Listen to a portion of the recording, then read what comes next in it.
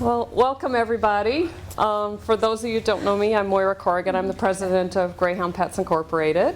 And with me I've got Carla Fella, who is the president of Royal Hounds. And we have Rebecca Miller with Racing to Rehome, and all the way from Australia. So yay! Thank you. So thank you for coming out with, join us this afternoon and stuff. And we're excited. I'm excited to learn more about, the Australian dogs and, how you work. And obviously we've been working together to bring the first 10 dogs in. So we got the first 5 right here. And Royal has 5 dogs as well. Ours are already in homes. One has already foster failed, and another one is like this close. And we've got another one begging her boyfriend too. Another. And I know these guys won't last long. That's for sure. They're absolute sweethearts. But what we'd like to do today is, have Rebecca talk a little bit about, greyhound racing and adoption in Australia, and a little bit about how the dogs, got to us. How did this all come about? And then just kind of like open it up to you guys for questions, and let's all learn some more. So thank you. I'm going to turn it over to you. All right. Yeah? Thank you. I'm going to sit down because I feel nervous. Yeah. We don't fight, really. Oh, that's good. From Australia, of course, Racing to Rehome. So we're only a new young group. We've only been going for about 2.5 years. Before that, I was a foster carer for another group for about 3 years. I chose to start up Racing to Rehome. I was already getting dogs direct from trainers at that point, so it just sort of made sense that I was already bringing them in, doing the meet and greets. I'd might as well just do it on my own. So that was sort of the start of Racing to Rehome. So we're only a small group. There's 6 of us on the committee. We do anywhere from 50 to 60 dogs in a year. And this year we'll probably hit somewhere around 70, 80. So we've grown each year. We are all volunteers, and all of our volunteers work full time as well. So anybody that's involved in it all know just how much work it is in running a rescue and trying to work as well. We come about this, hubby and I come over to America 2 years ago for the eclipse, and I met up with another rehoming group then. You know how it is when you're a greyhound addict, doesn't matter where you go, you've got to find another greyhound addict to hang out with. So I met up with a group there and was talking, and it was just amazing. They were saying how they had waiting lists of people wanting greyhounds, and I'm thinking, oh my goodness, we've got this huge list of dogs waiting to come into our program, and they've got people. So it sort of sparked an idea back then about bringing dogs to America. But then I heard about all your tracks closing down and thought, oh well, they're going to have that many dogs, they're not going to be interested in Aussie dogs, so I never pursued it from there. So then we come back in July this year. So hubby does marathon canoeing. So what do? I call greyhound people and hang out with them while he's paddling. And again, that same story was there, and it just really surprised me that your tracks are closing down, but you still had this demand for dogs. And at that point, our list was over 40 dogs just waiting to come in. And when you're thinking we're only doing 50, 60 dogs a year, we've already got the year's quota sitting there, and there's going to be more dogs put on that list. And the groups here are saying, but we don't have enough dogs. So I popped up a little message on Facebook just to see what would happen of, hey, if I could get you dogs from Australia, would you be interested? And I was very surprised at the response. There was a lot of groups that commented and come back with, yes, we would love to. So, and one of those was Carla.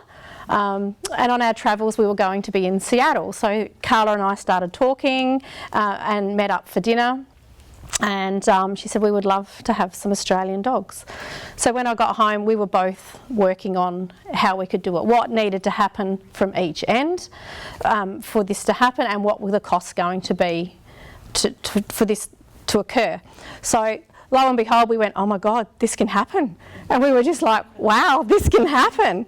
So from my end, I was talking to our vets, and they were going, we would love to support you with this. And then I got onto a pet transport company, and they went, we will help you with this. And they gave us a price that was just way below even half price because they wanted to be part of it and they wanted to see the dogs fly. The biggest part for us from our end is having the rabies vaccine, so we have to hold them for the 28 days before they could fly in for the rabies, so that was the biggest side. Everything else was pretty well smooth sailing. Our group made the decision that all dogs coming will already have all their vet work done. So all the desexing, teeth, any medical issues, that would all be attended to before any dogs were to fly. And then we also put some age limits around it as well. So anything that's over 7, we wouldn't fly.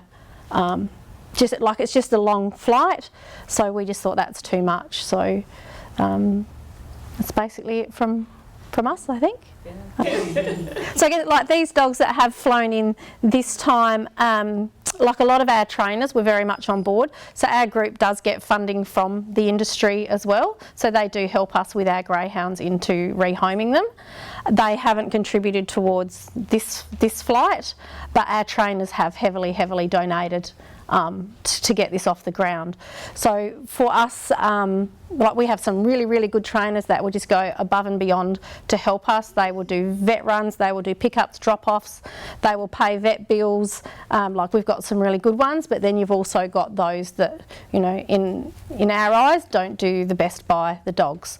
For Victoria, we're the lucky state where we are. We rehome more greyhounds than any other state in Australia, but still unfortunately for Australia there's something, the figure quoted is 17,000 healthy greyhounds are euthanized every year. So that's why this project is so important to us, and to be able to partner with 2 other groups is just amazing. And my dream is that we can fly in many more dogs, and even partner with some other groups, and that's so many more lives saved as well. Yep. So, you guys have questions? So they're retired racers, right? Correct. And so the ones that you send are typically, they're done with their racing, or? Yeah, so they will be too slow, or they haven't raced. Some of them have never raced that have come because they just do anymore. So that's just part of an issue, is getting the foster carers as well. We will still run, if we continue to send dogs here, which to me this has been very successful in having the dogs come, we would still run our Australian adoption as well as sending dogs to the US as well. Yeah. So we're kind of familiar with how our racing industry works with like when they train the dogs and how they train the dogs and how they, but is there a difference in Australia how the dogs are trained from the time they're puppies to when they go on the track, so that would make a difference the way we handle them when they get here? I honestly could not tell you how they go about their training. I have never been on that side of it or even investigated it. So my thing is, there's a dog that needs help today, how can I help it? That's where I put my energy. So I'm sorry, I can't answer that one for you. Yeah, I guess around the personality of our dogs that come in, every one of them has just been magic, so we don't really have any issues. The only dogs we don't take in are those that are human aggressive, because we don't have the skill or knowledge to deal with those. But all the other dogs, if they're a high prey drive dog, we will take them and work with them. Nervous and scared, sick, injured, we take all of those. So. Bridget Holmes, yeah. Well, you'll be fine then. Yeah. They love Vegemite on toast. Around here, we usually use go potty. So what's the magic word in Australia you use? Oh, we don't have one. Yeah, you do it. Go potty or wee wee? Wee wee would be more. Yeah, wee wee. Yeah. That's what I hear in Ireland. Yeah. Okay. Yeah. So that would be different. Yeah. What's go party? Around here, it's usually potty. You say let's go potty, are they ready to go have a beer?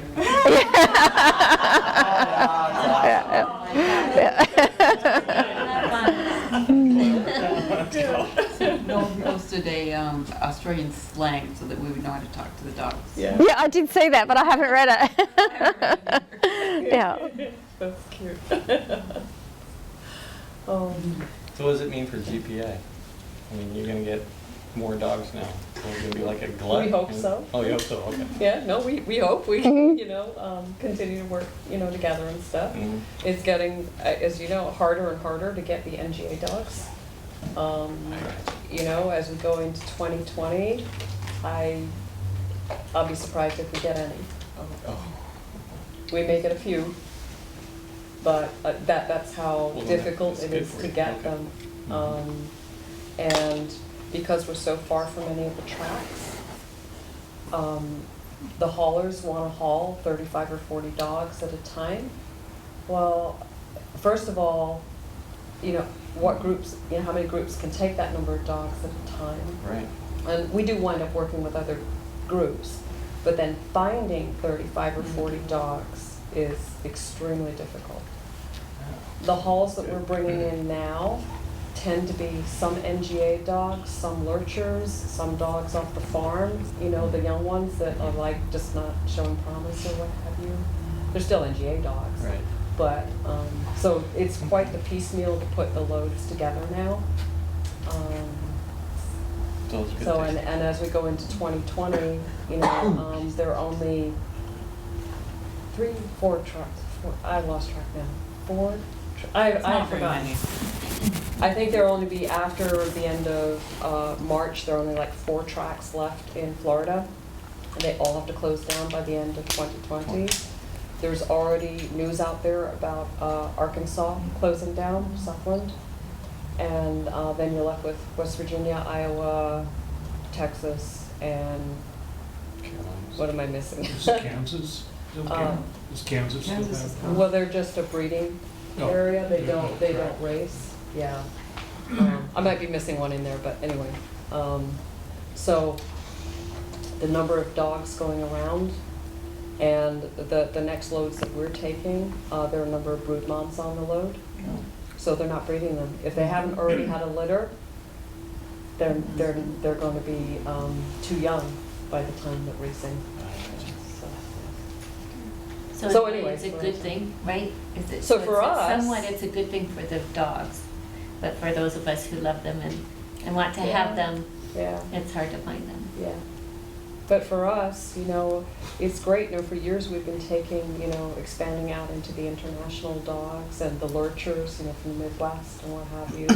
So for us, it's kind of good because then we can, as the NGA, numbers decrease, we can, increase the other areas, and we've been gradually learning how to work with the different dogs. We still got a lot to learn, but as we learn how to work with the different dogs, it's like great. We can, help more dogs, and we've changed the way we work, in terms of like training dogs and working with dogs.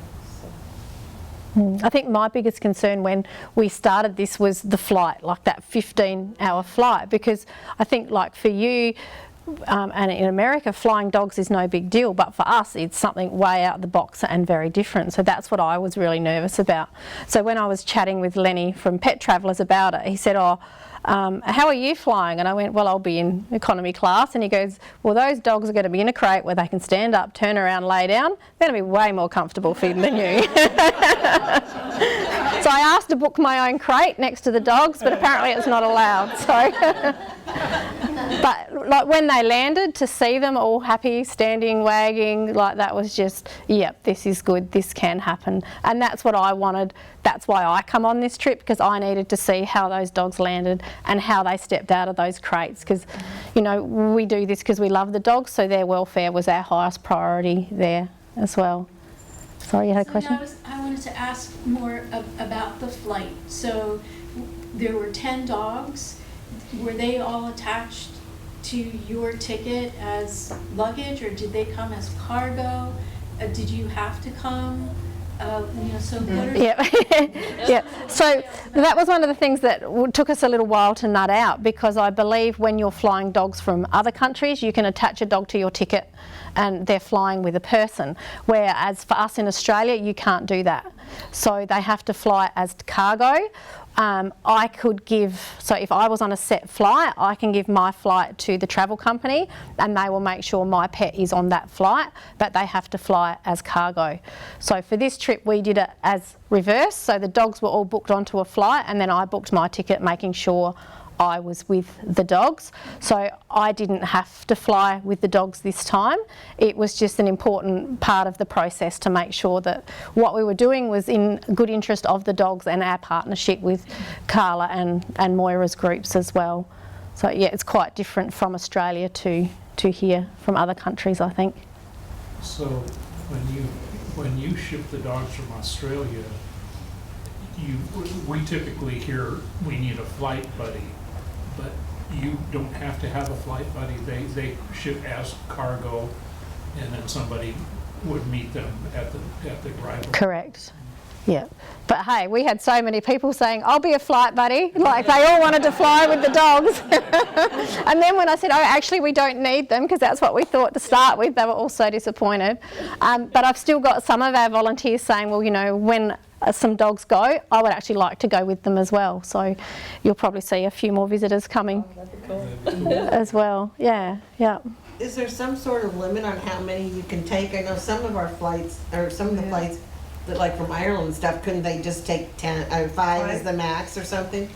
Yeah, So 5, and then it went to 4, and and is there, can they take more than 10, or is 10 the... So 10 was special. So our pet traveller, he organised the 10 because we had the 2 groups wanting 10 dogs. He got special permission to fly those 10 dogs. So generally, is it more 5? 5. Like that? Okay. 5's what we've been said for future. But being the first time for Australia, they went, let's do this, and they allowed us to do the 10 dogs. Yeah. The airline What has is weight the- restrictions. Yes. What does the pet traveler do for you? Is that like a travel agent for the dog? Yes. Okay. Yep. Yeah, the dog's travel agent, where they book their flight and their tickets and all of that. Yeah. Yeah, and that's the only way we can fly dogs, is you have to use a pet transport, a pet courier company. So whether it's your personal pet, it's still the same process. You have to use a pet company to fly out with your dog. That is different than what we did. Yeah. Cool. Yeah. And then how did it work when the flight landed in Canada? Getting through customs, and was that easy, hard? It took a little while to get through, like being the first time, there's all those teething issues, but you know, as soon as they were signed over and to us, we were celebrating and on our way out of there. Yeah, and then I got held up in the border. They didn't want to import me, so.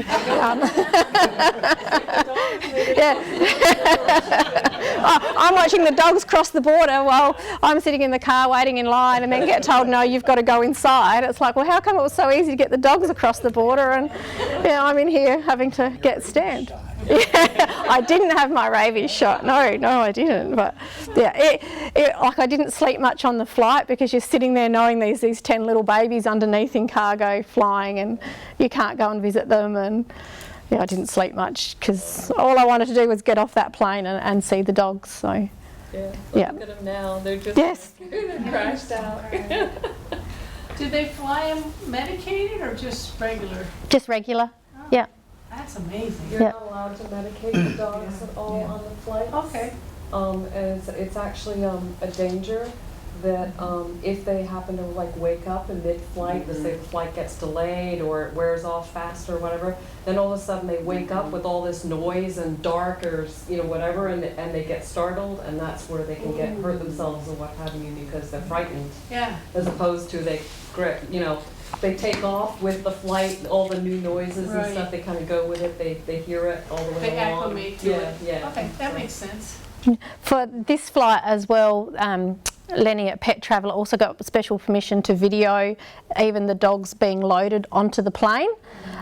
So I could see their little crates out the window while I was waiting to board, but that whole time, like, he was sending me messages, they're all relaxed, they're laying down, and I'm going, surely Frankie's crying, and he's going, no, he's just laying there. And it's like, aren't they standing up looking out? And he's going, no, they're all just laying there. So even through that whole process, they were all just so relaxed and not fazed by it at all. And I thought they would have been up and walking around in their crates and nervous. And he said, no, they're actually all just laying down the whole time. We saw that a bit on Facebook with the forklifts.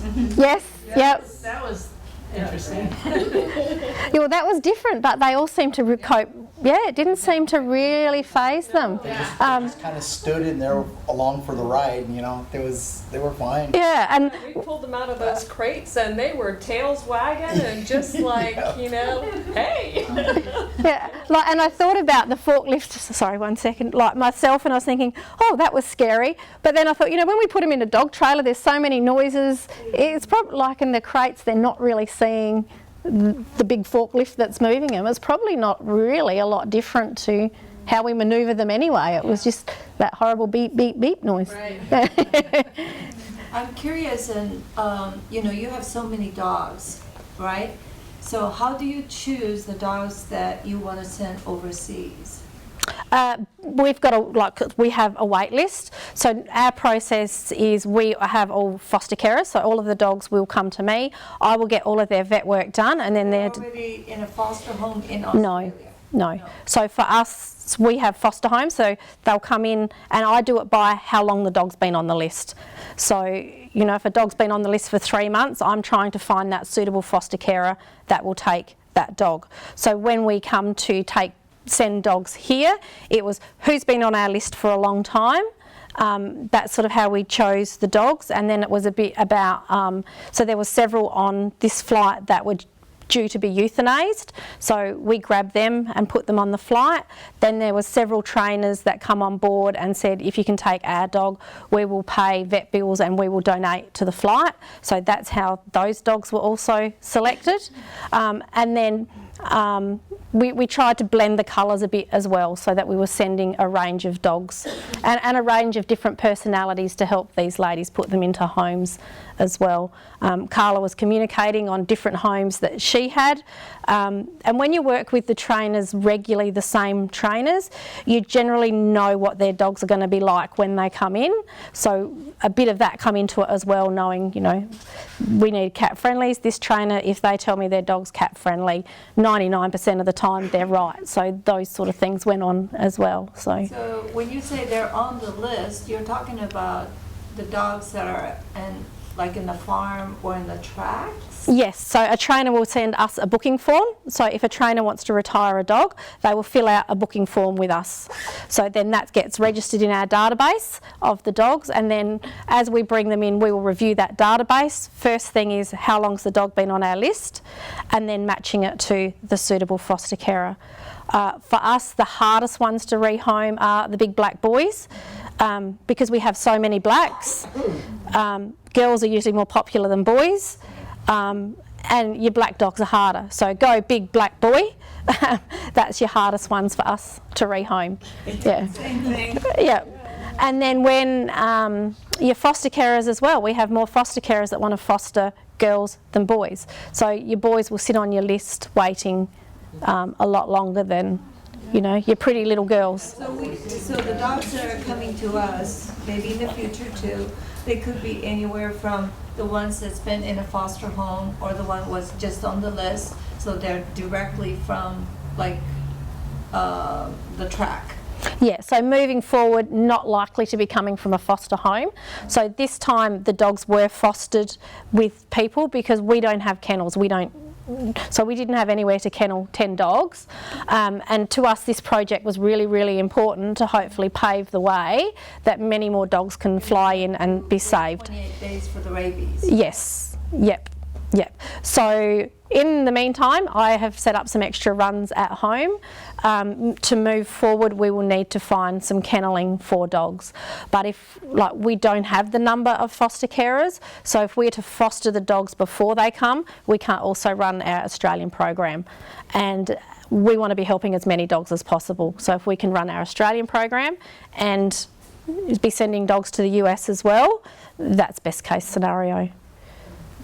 Do you want to talk about the difference with the gap dogs? I have a question on the fur. I noticed that when we were bathing the dogs last night, many of the dogs were very thick fur. Yep. And of course, you know, a lot of our dogs come from Florida area, so it's a little bit, you know, it's a lot thinner. But I really noticed that it's thick coat. Do you generally have are most of your dogs with that kind of fur? Or- When they come in, yes. So we call that a kennel coat.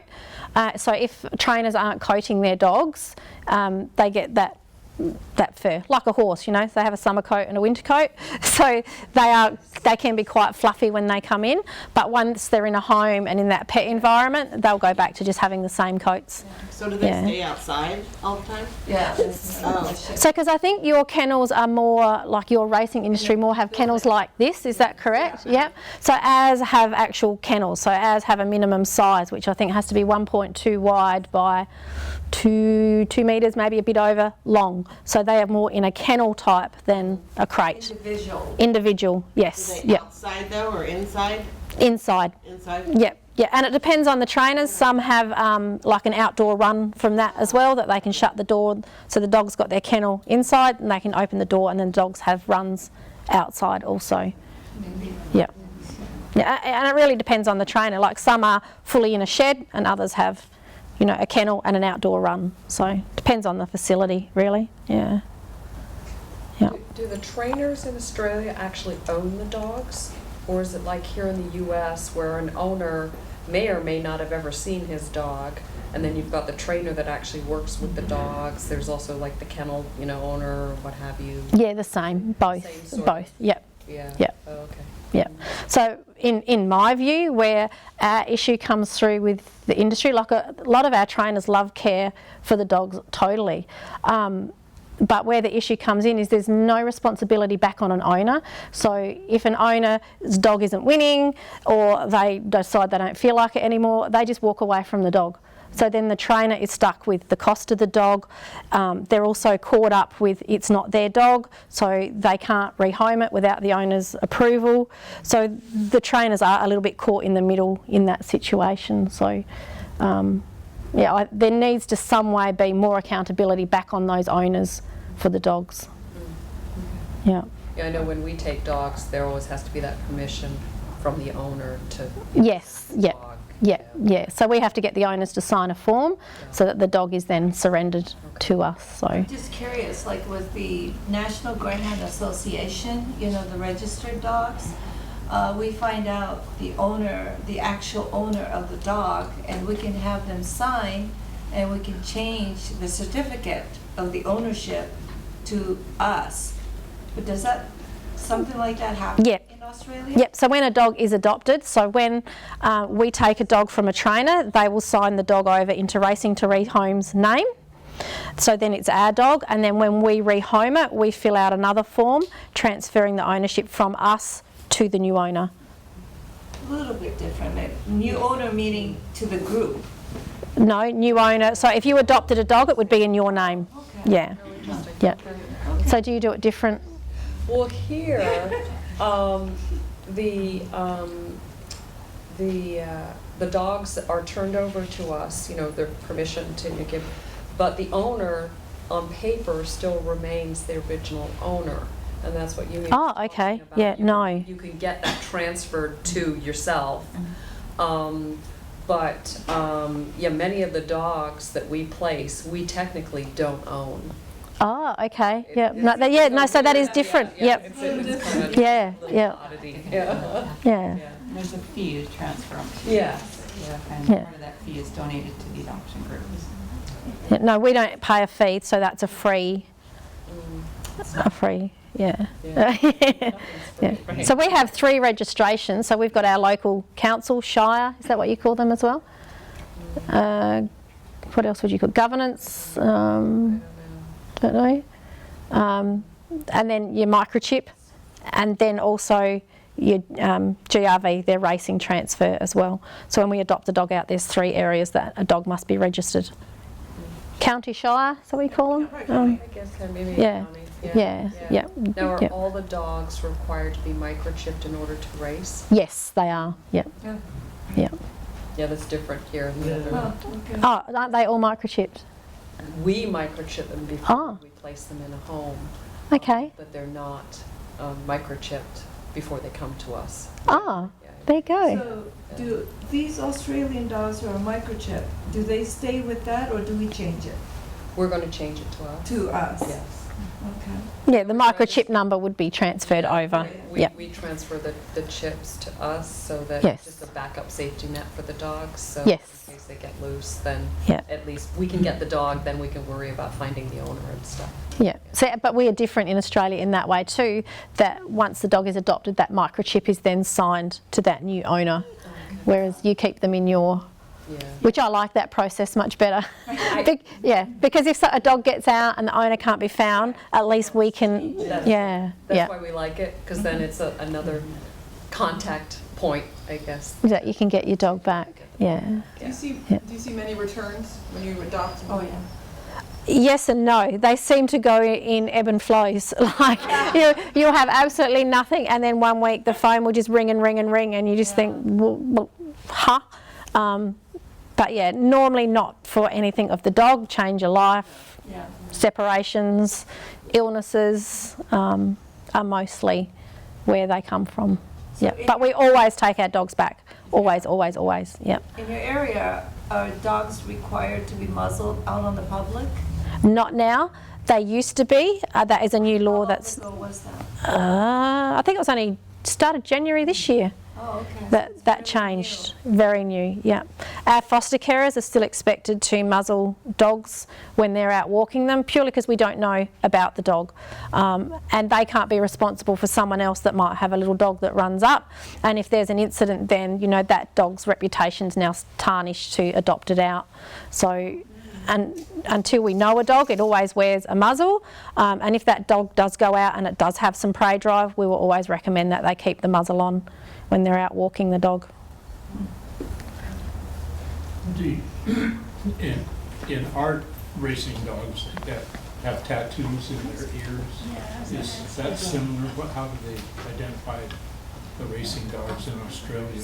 Yep, tattoos in their ears as well, and the microchip. Yep. So, let's talk about worms. I'm curious, what's the most common worms that you see when the dogs come to your group, or Don't have issues. hookworms? No. No.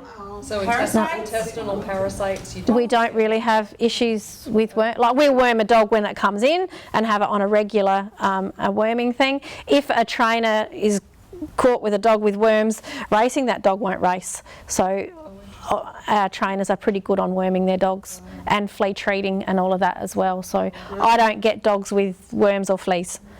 We've had one, that's it.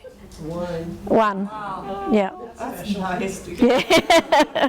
How about, do you have ticks, tick-borne diseases? There are ticks, not where I live. There's not. My neighbour's German Shepherd, she went on a holiday, come back and that had a tick, but that's the only time I've heard of a dog. We don't get them where we are. Nor usually hear too much about tick-borne diseases or like heartworm diseases or...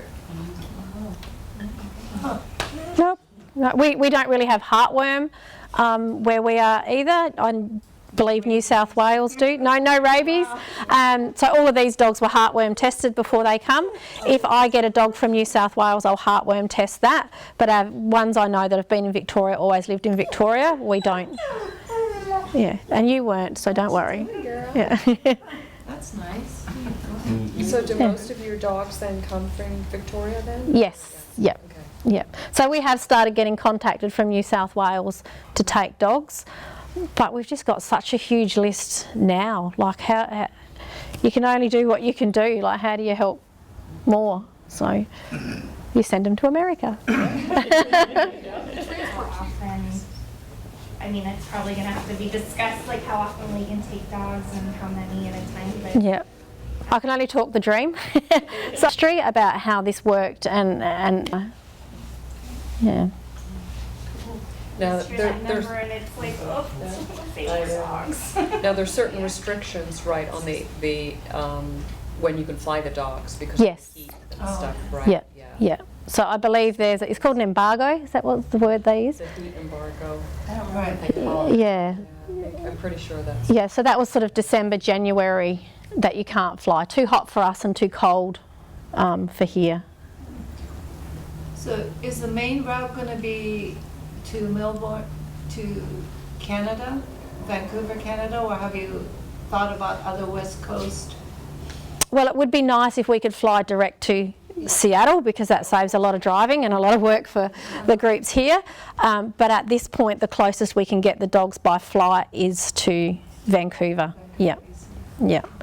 And if you landed them in LA or somewhere like that, there's still just that huge drive up. So, yeah, for us to continue, that's probably how we would need to do it, unless we can get them to Seattle somehow. Yeah.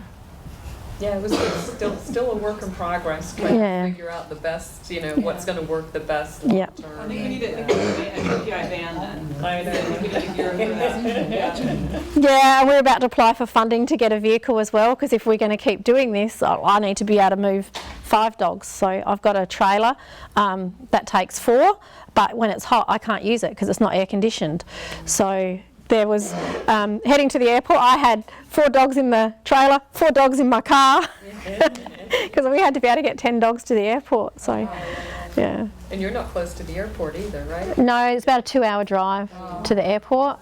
And the vet we use, she's anything, depending on traffic, up to a 2-hour drive as well. So, yeah, and our vets were amazing, so they come and did all the final vet inspections. There was no fee from them for that. So, yeah. And Pet Traveller this time did a cost price flight for us as well. So, because they're all just in such support of wanting this project to work. So, we've been very, very, very lucky. Yeah. Yes, you are Hope to cute. keep them very busy. It's going to keep us very, very busy. Yeah. Keep them very busy transporting more and more. Yes, we'll need some more volunteers to be drivers. Yes. Yeah. But look at them, they're worth it. They're worth every cent and every heartache.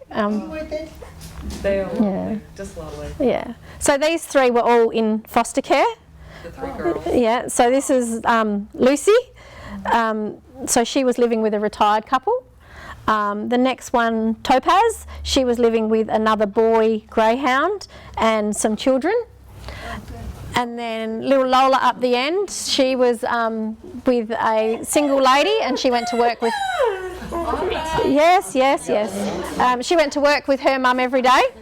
And then I had the 2 boys at my house, so they were in the runs. Oh yeah, get the color.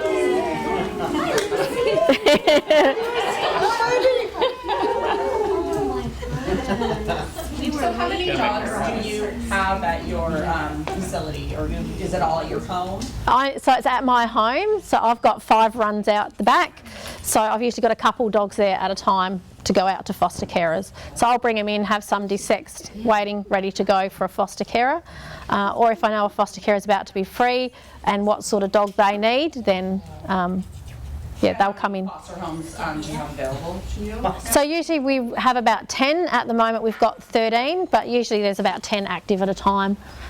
And it depends on the season as well. So when you were talking about this list that they're on for months or whenever, are they with the trainers during that time? And Yes. you can take them? So Correct. the trainers hold on to them Yep. even if they're finished racing? Yes. Yep. A lot of our trainers will do that. Yep, just hold them as well. So Somebody got out. What about me?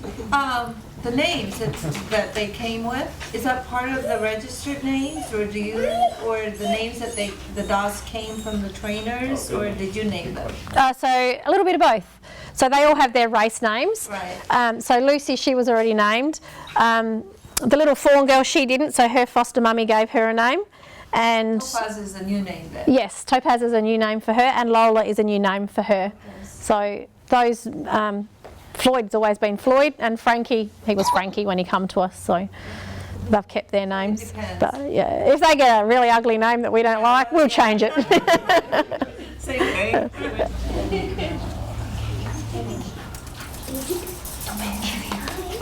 Are you on Twitter yet?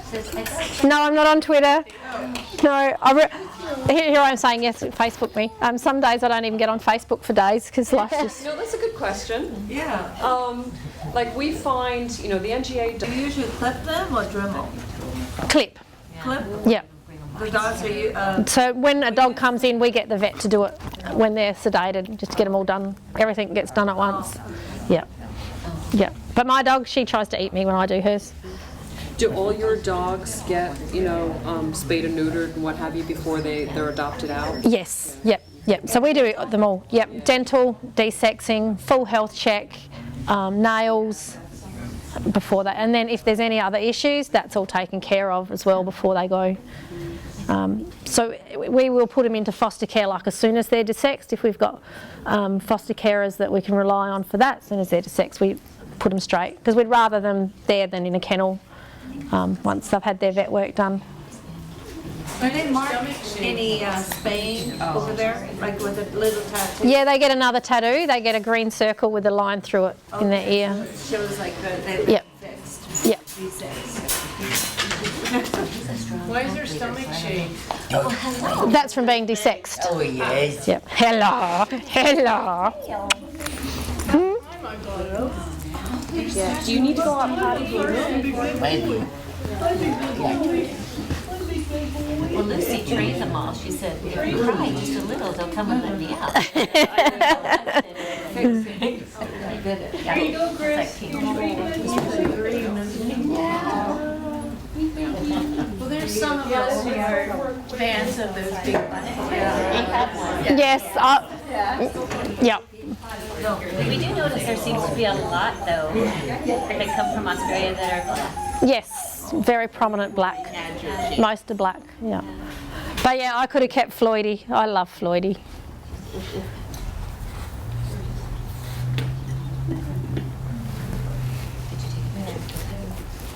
What can we do to help you? Take more dogs. Yep. Thank you. Yes. Yep. Thank you. Yeah. I think it's great too that Spark has been, as far as what you can do with other groups like yours, and hey, the word's out that the USA is looking for more. As far as starting that link. Yeah. And our biggest issue is that cost of flying. So share to ask for donations, How do you support your group? So we are funded by the industry. We get help there, but we also have to fundraise as well. So When you say it's supported by industry, you mean the tracks actually? The racing industry itself contributes to us being able to rehome dogs. We run an online store, so that gives us money as well. We attend events and sell products, and we do, I guess you do sausage sizzles days as well, and we do those as well to help raise funds. Yeah. Sausage, do you do sausage? What do you call them, Frankfurts or? Like a, yeah. No, like a hot dog, but hot dogs are gross. Like a barbecue kind of like a barbecue kind of? Yeah, a barbecue. Yeah. But you just have sausage and bread. So we have Bunnings, which I think you have Home Depot. So you can book a weekend there. He's looking through the window.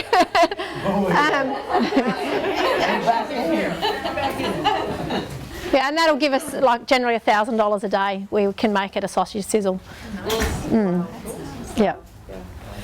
So the governing, I guess, agency or what have you for the racing in Australia, what's their name? How are they structured versus, I guess, in the U.S. here we have the National Greyhound Association, the NGA. Yeah. And every dog, in order to be, raced, has to be registered, through. Yeah, and that's the same. So, and every state has their own governing body as well, and they each have their own rules. So for Victoria, their animal welfare is so much better than the other states. So the other states really, really need to lift their game. Okay. Yeah. Okay. So there's no national. Yes, there is. I think. Oh, okay. I think there is one that looks up, but don't quote me on it, over them all. But generally, each one is their own. Okay. Yeah. So the dogs that you're getting, is it always the racing at tracks, or do you have like lure coursing dogs? There is lure coursing as well, but not that popular. It's not a big thing, the lure coursing there. I've got one trainer that has lure coursing dogs. So you can get some dogs from him too then? Yes, yep. But they're still exactly the same registered race dogs as well. Yeah. And so they're pure greyhound? Yes, yep. And tattoo and everything? Yep, exactly the same as the racing, and they just do lure coursing instead, yep. Yeah. Now with the lure coursing, can they bet on them just like the other, the track dogs? Is it also in? Well, I don't industry like that? see that in the betting. So like it's not an advertised or the TAB where all the racing is on. I don't see that on there. I think it's just more like a little hobby sport that they do on the side. But I don't know if there's prize money or Oh, okay. whether they have their own little bets at the track. Maybe. Yeah. On the table, yeah. Yeah. Yeah. Okay. Yeah, so like we've got a key to the lure coursing track, so we've ran some training clinics there. So what's the dog park? Do you have somewhere that people can do that? It's greyhounds only. So at the back side of our property, the east side of our property, we have 2 huge fenced-in areas, and anybody who's a member can join and bring their greyhounds muzzled and Yep. run them in the dog park. Oh, fantastic! Yeah. Yeah. So, and the dogs here, available dogs, if there's nobody else out there, we'll take them out there and run them in the dog Yep. park and stuff. So, Oh, lovely. something different to do and stuff. Yeah. Yeah. Yeah. Awesome, okay. Yeah. Other questions?